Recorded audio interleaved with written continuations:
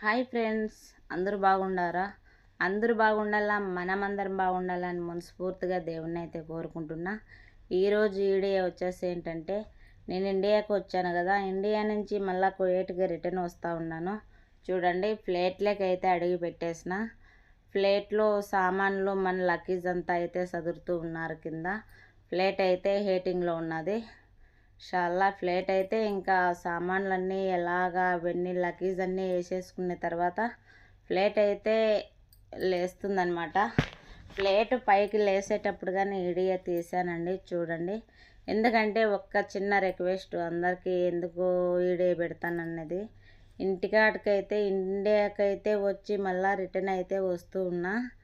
Return వచ్చేటప్పుడు అయితే video తీసాను కానీ చూడండి, ఎయిర్పోర్ట్లో ఇది వచ్చేసి మన సామాన్లు, మన లగేజ్ అనే దానికి సదిరేదానికి ఎలాగుండారో మనుషులు, అలాగ చిన్న చిన్న బాక్సులలో, ఆ బాక్సులలో మన లగేజ్ పోతుంది అనమాట. అది ప్లేట్లోకి అయితే లగేజ్ వేస్తూ ఉన్నారు. అట్లా వేస్తారు.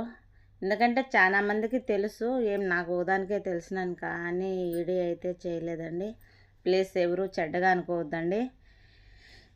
ప్లేట్ అయితే పోతూ ఉన్నాయి చూడండి. ప్లేట్లు ఎలాగున్నాయి ఎయిర్పోర్ట్లో వచ్చేసి అలాగుంటాయి. చాలా మందికి తెలుసు అనమాట, నాకు దానికే కాదు తెలిసింది.